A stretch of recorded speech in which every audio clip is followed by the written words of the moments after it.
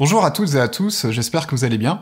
Alors aujourd'hui une petite vidéo particulière car il s'agit d'une interview avec un monsieur qui s'appelle Julian Cohen-Hill. Alors Julian est un thérapeute qui est basé à Londres en Angleterre. Il est spécialisé dans la thérapie crânio-sacrée et également dans l'accompagnement des personnes qui souffrent d'acouphènes.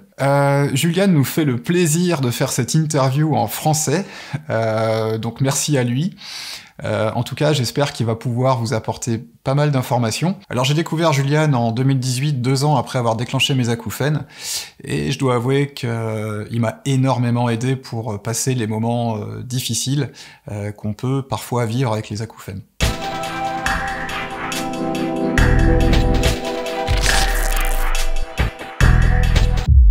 Donc bonjour Julian, merci pour ton invitation, d'avoir répondu à cette invitation.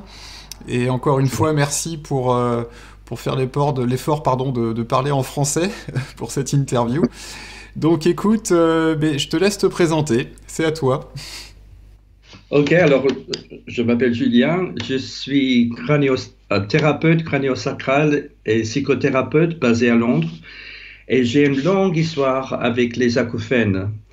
Quand j'avais 16 ans, elles ont commencé et c'était quelque chose de très léger.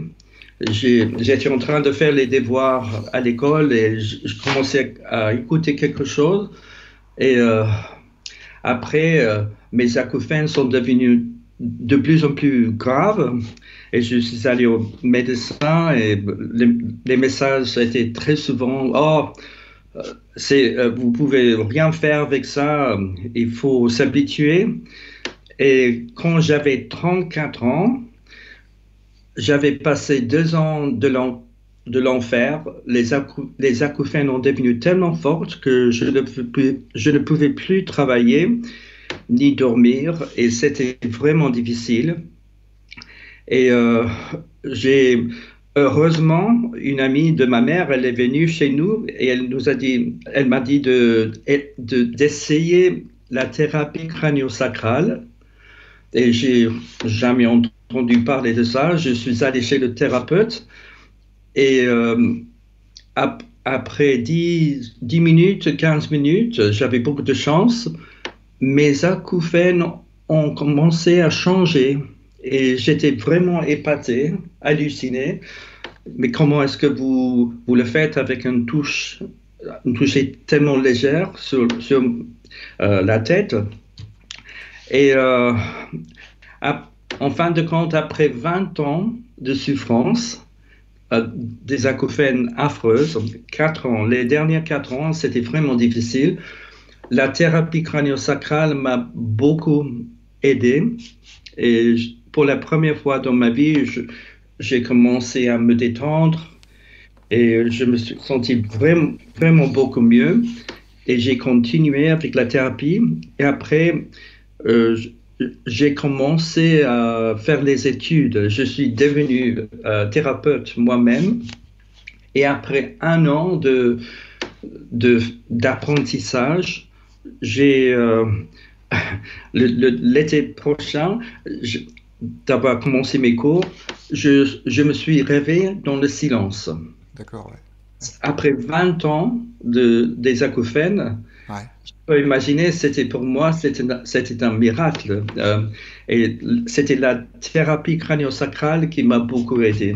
Alors, ça m'a fait changer la vie et je me suis dit, tiens, si je peux m'améliorer, je vais aider aux autres avec les acouphènes. D'accord. Oui, donc en effet, c'est un parcours... voilà, tu t'es rendu compte qu'en fait, le fait d'avoir trouvé quelque chose qui te faisait du bien, ça a permis justement que tes acouphènes soient plus... s'arrêtent complètement pour le coup. Oui, et quand je suis allé chez le médecin ORL, c'est bien dit?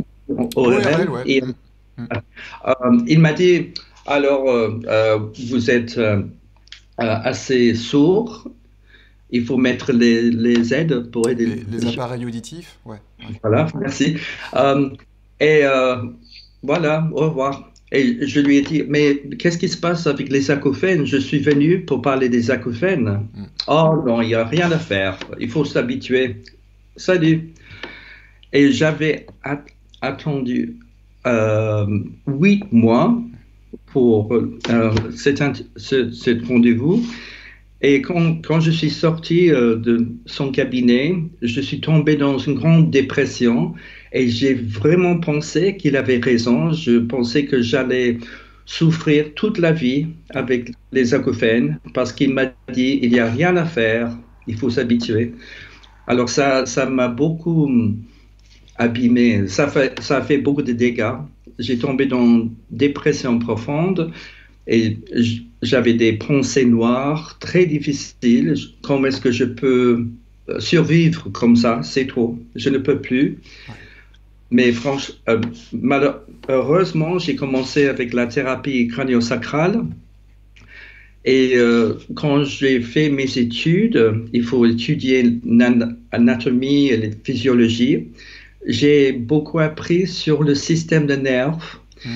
Et, la réponse de combat ou de fuite. Si on se sent vraiment en danger, s'il y a un problème, par exemple, si on se promène pendant la nuit dans une forêt, il y a quelqu'un là, le corps, tout d'un coup, l'adrénaline flue à travers le corps et le cœur commence à se battre beaucoup plus vite. Et l'audition, comment ça se dit en français? L'odorat. L'odorat, voilà, l'audition et l'odorat, et les yeux, tout d'un coup, on se met œil au guet. Et où est le problème? Tout d'un coup, il faut absolument être conscient de où est le danger. Et le sens auditif, c'est la meilleure façon de se protéger. Et à cause de ça, ça devient beaucoup plus sensible. Et si l'audition se change dans les radars comme ça, il fait un grand effort, devient beaucoup plus sensible pour se rendre compte où est le danger. Avec la sensibilité tellement haussée, on reste avec l'audition trop sensible et on commence à écouter la tonalité du cerveau, tous les bruits dans la tête ou les mouvements dans le système de nerfs. On commence à écouter les sifflements ou les petits mouvements des muscles auditifs, les bruits dans la tête. Quand j'ai appris que le système auditif peut changer tellement, j'ai compris pourquoi la thérapie crânio-sacrale m'a beaucoup aidé, parce que je suis tombé dans une paix profonde. Je me suis détendu, peut-être pour la première fois dans ma vie. J'avais 34 ans et à cause de ça, je suis entré dans un état plus sain et sauf et le système de nerfs a changé et mes sons, l'audition est devenue beaucoup moins... il est rentré peu à peu à la normalité. Ouais. En fait, ce que tu dis, c'est ça, c'est le fait justement de cette réaction, ce que tu appelles le système de nerfs, c'est le système nerveux, voilà, en traduction française. Le système nerveux, en fait, c'est ça, c'est cette réaction de fuite ou de lutte, justement, quand on est dans une situation de danger. Donc c'est quelque chose de tout à fait naturel. Et comme tu le dis bien, c'est les sens, donc l'audition, la vue, l'odorat, c'est vraiment ces sens-là qui vont se suractiver. Et par rapport à l'audition, c'est vraiment le gain auditif qui augmente, quoi. C'est pour vraiment nous prévenir, pour mieux capter les choses, c'est un instinct de survie, finalement. C'est un instinct de survie. Alors, ce n'est pas un problème tout à fait des oreilles, ça vient du système nerveux. Oui, du système nerveux, voilà, c'est une conséquence de quand le corps se met en situation de, voilà, je dois faire face à un danger, donc pour le coup, le corps va activer plein de phénomènes différents, dont l'audition qui va être plus forte. Oui, tout à fait. Dans ce sens-là. Mais je reviens juste à ce que... Excuse-moi, je reviens juste sur ce que tu disais sur les ORL qui disent aussi il n'y a rien à faire, rentrez chez vous. Et ce que tu as décrit, c'est typiquement le parcours, en tout cas que moi aussi, je l'ai pas vécu comme ça, parce que je suis tombé sur un ORL, moi, qui était vraiment au courant de tout ça, par rapport à ce système nerveux, tout ça, qui se met en ébullition. Mais c'est vrai que le parcours de beaucoup de personnes, c'est ce que tu as vécu. Et fatalement, quand un médecin te dit bah, y a rien à faire, rentrez chez vous, ça va activer encore plus d'anxiété et qui potentiellement peut ajouter de la déprime et pourquoi pas une dépression, parce qu'on se sent dans une impasse. Oui, c'est vraiment une, une situation très difficile Mm. parce que les gens vont au médecin pour l'aide, pour l'appui. Et Oui, si on rentre, et tout d'un coup, c'est comme une bombe de nouvelles très négatives, ça fait beaucoup de dégâts, vraiment. Et puis, il faut changer. Je, peu à peu, je me suis dit, si je mets beaucoup de vidéos sur YouTube, mhm, les gens peuvent accéder aux infos oui, utiles que j'ai mis là-bas. Et ils peuvent apprendre soi-même. ouais. Parce que très souvent, s'il n'y a pas, euh, comment ça se dit, une cure, mais dans Un traitement. un traitement, s'il n'y a pas un traitement spécifique dans le champ des médecins, ça ne veut pas dire qu'il n'y a pas beaucoup de moyens de s'améliorer. Il n'y a pas de médecine précise développée encore, pas Ouais. encore. Mm. Alors, si vous allez chez le médecin ou dans un hôpital, il n'y a pas quelque chose de précis à vous donner. Mais de toute façon, si on laisse cette réponse de lutte et combat et on rentre euh, à, à- à une façon d'être très confortable, stable, au bien-être, Mm. c'est normal que tous les sens changent et reviennent à l'état de bien-être. Mm. Mm. On peut, on peut dormir devant la télévision. Il y a beaucoup de cris, de sirènes qui sortent de la téléviseur le soir, mais vous êtes là. Et le cerveau, le système auditif peut ignorer 100% de tous ces bruits parce qu'ils ne sont pas importants. C'est ça. Mais si quelqu'un arrive, salut Julien, oh, vous allez vous réveiller. Mm. Mm. Euh, si quelqu'un frappe à la porte, oui, oui, ça c'est plus important. Alors, c'est vraiment important le rapport qu'on a avec le bruit. Ouais. Si un bruit normal, amical, pas important, on peut l'ignorer. Mais si on est très anxieux, si on est une personne très soucieuse, plein de soucis, si on est une personne très méticuleuse, Ouais. euh, on peut réagir d'une façon de plus en plus augmentée, plus Oui. suractivée. Et on tombe dans une situation horrible avec les pensées très noires. On a peur des bruits de son corps même et on on se sent vraiment emprisonné dans son corps. Et Et, et, ça, et, c'est l'enfer. et pour le coup, je rebondis sur ça, c'est que par exemple, toi qui as rencontré quand même beaucoup de personnes souffrant d'acouphènes, de ce que tu me décris, j'ai quand même l'impression qu'il y a un certain type de personnalité. Dis-moi si je me trompe, mais j'ai l'impression qu'il y a quand même des gens qui sont souvent un petit peu obsessionnels, qui ont des personnalités très genre je veux gagner tout le temps, je veux être très dur avec moi pour y arriver. Alors dis-moi si je me trompe, mais j'ai l'impression quand même il y a quand même un Oui, certain type de personnalité avec les acouphènes handicapants. oui, les gens très sensibles, les gens qui font un grand effort. Très souvent, les enfants les enfants acouphènes, ils habitent dans une maison avec des problèmes avec les parents. Oh, il faut faire gaffe de tout. Et on devient une personne très soucieuse et on pense trop aux autres et on fait un grand effort pour plaisir aux autres où on est trop sensible. Et c'est ce genre de personne qui très souvent devient acouphène.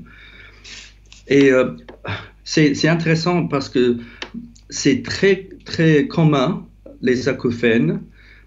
Environ 97% des gens qui le ressentent.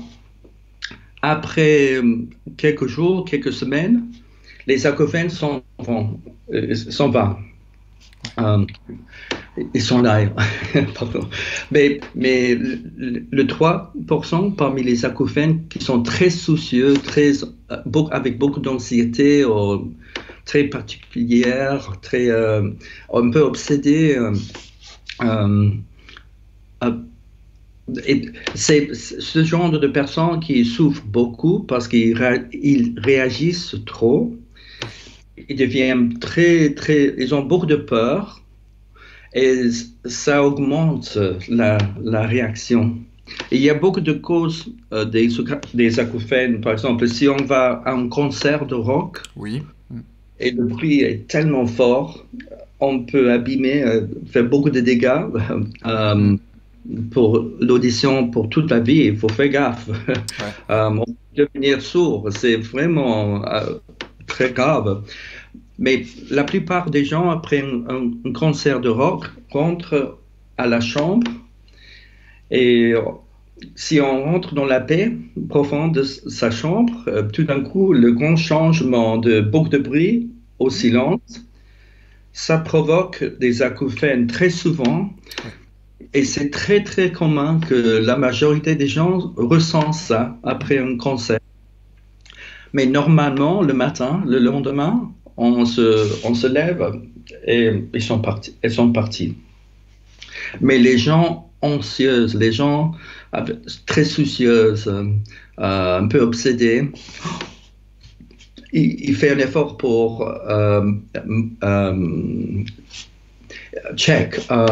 monitorer. Pour vérifier ce qui se passe avec les acouphènes.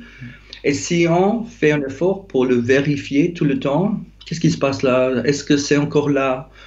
Cette simple orientation peut provoquer les acouphènes parce que si on fait l'effort pour écouter, on peut se sensibiliser et suractiver l'audition tellement que les acouphènes commencent. Et si tu prends quelqu'un normal qui n'a jamais entendu parler des acouphènes et tu le mets dans un salon silencieux au bord d'un parleur, écoute, est-ce que vous pouvez écouter quelque chose? Je vous laisse pendant 5 minutes, 10 minutes. On a fait une épreuve scientifique. On a laissé 100 personnes au bord de notre parleur pendant 15 minutes. Il fallait écrire tout ce qu'ils pouvaient écouter.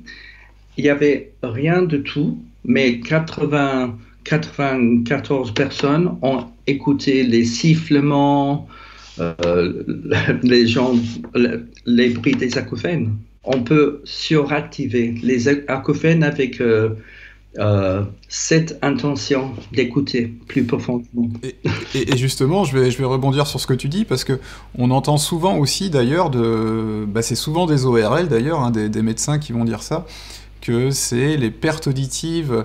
Une fois qu'on a des pertes auditives, on va se retrouver avec des acouphènes. On peut avoir aussi des problèmes de mâchoire, des problèmes de tout ça. Et personnellement, moi j'ai rencontré des gens qui avaient des pertes auditives assez importantes et qui n'avaient pas d'acouphènes d'ailleurs. Et inversement, des gens qui entendaient très bien et qui avaient des acouphènes. Oui, et s'il y a une perte auditive, normalement c'est dans 7 trou que les acouphènes Ouais, le cerveau remplit ce trou avec les acouphènes. ouais, Ça, c'est le modèle typique des médecins ORL. ouais. Et malheureusement, les médecins ORL pensent trop souvent que c'est que ça. Bah oui. Euh, c'est que ça. Mais pour moi, la majorité de mes clients ont l'audition parfaite.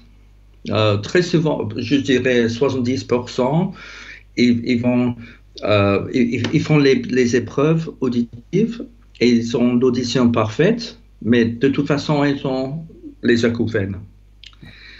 Alors, les gens durs d'oreille, les gens sourds, les gens avec l'audition parfaite peuvent recevoir, expérimenter les acouphènes. Ouais. Et les acouphènes peuvent aller, ils peuvent s'en aller ou peuvent partir avec n'importe quelle personne, les sourds, les durs d'oreille, les gens normaux. Ouais, ouais. Mais oui, oui, c'est pour ça, ça aussi, c'est encore un message de dire à quelqu'un si vous avez des pertes auditives et que vous avez des acouphènes, et de dire bon ben ça partira pas parce que vous avez des pertes auditives, c'est encore un message qui va alimenter de l'anxiété. Parce que la personne va se dire bon ben mon oreille est abîmée, et puis bon ben ça veut dire que je peux plus rien faire. Et par rapport aux acouphènes. Donc ça, c'est encore aussi un message qui peut alimenter de l'anxiété. Mais après, comme tu disais, parce que moi, tu sais, j'ai une activité aussi dans l'audiovisuel, donc je connais par cœur, je connais très bien le son, je connais très bien l'image, et je dois avouer que bah, le son, on vit en tout cas dans tout ce qui est loisirs, tout ce qui est même au travail, le son est vraiment trop important. On n'y pense pas, mais dans les cinémas, par exemple, le son est beaucoup trop fort aussi. Les concerts, bah, c'est quand même pas normal d'avoir des concerts à 105, 110 décibels pendant 3 heures, quoi. C'est vrai que c'est Et pas trop ça, normal. c'est trop C'est trop. difficile. Il faut, il faut mettre de la protection dedans. Des protections auditives, ouais. Je suis surprise que c'est pas obligatoire. Alors, Euh, je sais que maintenant, tu sais, pour les festivals de musique, à l'entrée, ils proposent des petits bouchons en mousse, par exemple, pour se protéger. Donc c'est déjà de la prévention, c'est intéressant. J'avais une petite question aussi par rapport à ce qu'on a traversé, tu sais, avec la pandémie. Moi, je sais que personnellement, mes acouphènes sont devenus plus forts après le début de cette pandémie. Et je sais qu'il y a beaucoup de gens aussi hein, qui ont eu une augmentation des acouphènes. oui. Et donc c'est vrai que cette situation a créé beaucoup d'anxiété pour beaucoup de gens. Mais alors après, il y a quelque chose qui me travaille un petit peu, tu sais, dans les métiers comme on fait, toi en tant que thérapeute crânio-sacré, moi en tant que ce qu'on appelle la sophrologue, dans la sophrologie. Je vois en ce moment qu'on s'attaque un petit peu beaucoup à ces métiers-là, en disant ce sont des charlatans, ce sont voilà, ils vont profiter de vous. Et je voulais avoir ton point de vue là-dessus, parce que je trouve qu'en ce moment, il y a vraiment parce qu'en tout cas, moi, je considère qu'il faut un mélange des deux, la médecine traditionnelle et puis la médecine alternative. C'est vraiment main dans la main qu'il faut travailler. Et qu'est-ce que tu penses de ça, toi? Oui, si les gens ont peur, il faut l'essayer. Mm. Euh, on peut penser n'importe quoi. Mm. Et franchement, après 20 ans, 25 ans de faire ça, 22 ans, je m'en fous maintenant euh, euh, euh, parce que si il faut l'essayer et ça, si ça aide, si ça t'aide, c'est bien. Si, si une personne essaie un massage et ça lui convient, c'est fantastique. Si on va chez un thérapeute crânio-sacral et tous les symptômes s'en aillent, tant mieux. Oui. On peut essayer. Il faut que chacun de nous fasse un effort pour nous aider. On peut essayer beaucoup de choses différentes. Il y a des gens qui aiment la médecine, prendre des pastilles. Il y a des autres gens qui préfèrent les manières naturelles. Mhm. Et moi, j'avais beaucoup de chance parce que j'ai eu une réaction tellement positive et forte à la thérapie crânio-sacrale. Et à cause de ça, j'ai continué. Alors, il vaut mieux essayer et faire votre expérience avec les thérapies au lieu de penser des autres gens, ce qui est, ça, c'est très mental, que des pensées, je crois ça, bla bla bla bla. Ça vaut rien. C'est l'expérience positive qui vaut. Euh, alors, si on trouve un bon thérapeute, c'est magnifique. C'est vraiment, si on passe à travers une époque très difficile, plein de stress dans la vie, les thérapeutes peuvent aider énormément. Et la pandémie aussi, tout le monde est tombé dans un état de blocage, de, c'est pas tellement une réaction de combat ou fuite, c'est tomber dans un état de blocage, de gel. Tout le monde devait rester chez soi, on ne pouvait pas sortir, et ça, c'est vraiment stressant. Et les acouphènes deviennent plus fortes si on se sent accablé dans une réaction de gel, comme ça. Comme un lapin devant le phare d'une voiture. Ça. Le corps devient crispé, les sens, la vision, l'audition, ils changent tellement, comme les chats, les pupilles dilatent comme ça, et l'audition devient très, très, très sensible. Alors, pendant la pandémie, c'est à cause de la réponse de gel mondiale, l'anxiété mondiale. Ouais. On regardait la télévision avec les messages très, très noirs, très difficiles. Tout le monde est devenu très bloqué. Et en plus, si on attrape un virus, si on devient très constipé avec un rhume ou la grippe, c'est à cause de l'inflammation. Et ça rend les symptômes beaucoup plus graves, plus sévères. Alors, je ne suis pas surpris du tout que pendant la pandémie, les acouphènes ont beaucoup augmenté. Sans compter aussi, comme tout à l'heure, tu parlais aussi des médias. Les médias aussi ont fait un travail qui était vraiment très anxiogène et bon, ça c'est un autre sujet, j'en parle un petit peu sur ma chaîne YouTube, mais c'est vrai qu'aussi il faut faire attention aussi avec quand on a trop d'informations, des fois c'est pas bon non plus parce que ça peut ajouter encore de l'anxiété aussi, quoi. C'est très important que les gens trouvent les bons thérapeutes qui peuvent soulager les symptômes. Si on est comme ça, si on souffre et on tombe dans une peur affreuse, on peut aller chez les médecins et bien entendu, il y a des bonnes médecines et beaucoup de choses, des médicaments qu'on peut faire, ça peut aider énormément. Mais il y a beaucoup d'autres façons de s'améliorer aussi. Et je ne sais pas ce que j'aurais fait sans découvrir la thérapie crânio-sacrale. Ça m'a vraiment sauvé la vie. Ça m'a changé la vie. Quel petit conseil rapide tu pourrais donner aux personnes en ce moment qui sont avec leurs acouphènes et qui se sentent un petit peu dépassées? Qu'est-ce que tu pourrais donner comme conseil aujourd'hui pour eux? Oui, il faut se rendre compte du fait que l'audition est très changeable. On peut la changer. C'est pas quelque chose de fixe. Alors, si on a peur, on devient plus sensible et la sensibilité devient jusqu'aux 3 fois plus sensible. Ça veut dire que si on va dans le métro de Paris, dans un état très, très anxieux, plein de soucis, comme ça, on ne peut pas supporter le bruit. Ça va donner l'impression d'être 3 fois plus fort que normal. Alors l'audition peut changer énormément. Alors, si on veut revenir à l'audition calme, normale, il faut retrouver le bien-être dans le corps. Ça veut dire qu'il faut se détendre, il faut ressentir le plaisir, il faut apprendre à se détendre, il faut sortir des pensées qui circulent tout le temps comme ça. Il faut rentrer dans le corps et dans un système de nerfs plus confortable, plus stable, plus appuyé.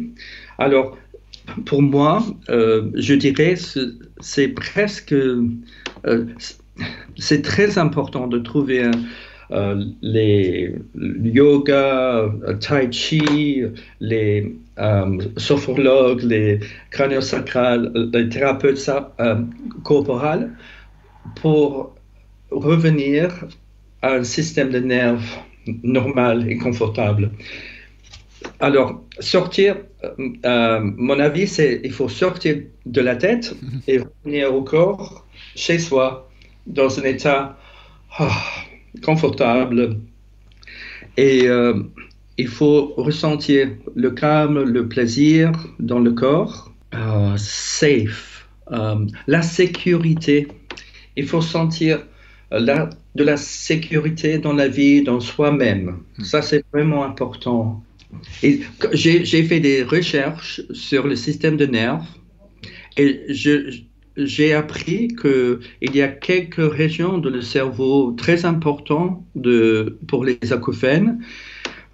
L'amygdala, le thalamus, le nucleus accumbens, le système d'activation réticulaire. Et si on fait des recherches sur cette partie du système de nerfs, la conclusion, c'est qu'il faut trouver de la sécurité, il faut ressentir le plaisir dans le corps, ça veut dire le contact sexuel, ou les massages, si on mange un dîner avec des amis, on rit beaucoup, on peut ressentir beaucoup de dopamine dans le corps, et ça fait baisser les symptômes comme les acouphènes. Et il faut apprendre à se détendre, il faut faire des pratiques pour se soulager, il faut sortir des pensées négatives et surtout, il faut éviter les messages négatifs sur l'Internet. Vraiment, ça peut causer beaucoup de problèmes, des angoisses. Les gens lisent les choses très difficiles sur l'Internet et après, ils deviennent fous de peur. Il faut éviter les messages négatifs. Il faut faire un grand effort pour trouver le confort et la sécurité en soi-même. Donc en fait, quand je t'écoute, et puis c'est pareil, on le voit dans les livres que tu as écrits aussi, hein, mais de l'acouphène du tyran à l'ami, c'est ça hein, que tu as écrit. Oui. C'est ça, c'est vraiment essayer déjà de retrouver son propre équilibre et retrouver sa sérénité en fait finalement. Oui, parce que les acouphènes même sont rien plus qu'un baromètre de la santé. Ouais. Alors, moi, je me suis rendu compte que si j'ai mal dormi, le lendemain, les acouphènes se sont augmentés. Mais si je dors bien, ou si je passe une belle soirée avec des amis, ou après une bonne séance de thérapie crânio-sacrale, les acouphènes ont baissé. Et si on se rend compte du fait que c'est un baromètre de la santé, c'est pas un monstre. On peut apprendre peu à peu les choses qui aident et montent, qui aident à s'améliorer, et on peut éviter les problèmes et les difficultés qui le rendent de plus en plus pire. Et ça, alors mon livre, c'est les acouphènes peuvent vraiment devenir un ami. Si mes acouphènes reviennent, j'avais 20 ans des acouphènes, et depuis 2002, j'ai plus des acouphènes. Alors, j'ai 21 ans sans acouphènes maintenant. Oui. S'ils reviennent un tout petit peu, c'est comme un ami qui m'a fait, Julien, tu as bu trop de bon vin de Bourgogne hier soir. Il faut aller au lit de bonne heure. Tu es enrhumé, alors il faut aller au lit. Pour moi, c'est pas, ça ne me fait plus peur. C'est une question de, ah tiens, eh ben dis donc, je suis un peu tense, je suis un peu fatigué. Merci, acouphènes, je vais m'aider à revenir à zéro, encore une fois. Vraiment, merci beaucoup pour ton témoignage et puis ton expertise un petit peu vraiment sur ce symptôme auditif. Et moi, ce que je retiens, c'est surtout ça, c'est ce que tu dis, c'est pas un monstre. Et que justement c'est vraiment un baromètre de notre santé et que justement c'est quand même quand on arrive à comprendre ça, je pense qu'on peut considérer qu'on va trouver un meilleur équilibre pour soi et apprendre à mieux se connaître et finalement à mieux avancer dans cette vie, quoi. Oui. C'est un petit peu ça. C'est un grand plaisir. Pour moi, c'est un très bon travail d'aider les gens. Et, un an après, il m'envoie un email, il me dit je suis beaucoup mieux. J'ai eu la première expérience de silence. Alors, c'est un grand plaisir de parler en français. Merci pour tout. Alors j'espère que cette interview vous aura apporté quelques réponses sur les acouphènes. En tout cas, je tiens à remercier énormément Julian pour cette interview. C'est très gentil à lui de nous avoir accordé un petit peu de temps pour avoir son expertise sur les acouphènes. Je vous invite également à consulter son site internet, sa chaîne YouTube, son application smartphone Quieten, j'espère que je le prononce bien, qui est spécialisée donc pour l'accompagnement des personnes qui ont des acouphènes. Et il a également écrit quelques livres. Donc bien entendu, je mettrai les liens dans la description de la vidéo. Et moi, en attendant, je vous dis à bientôt.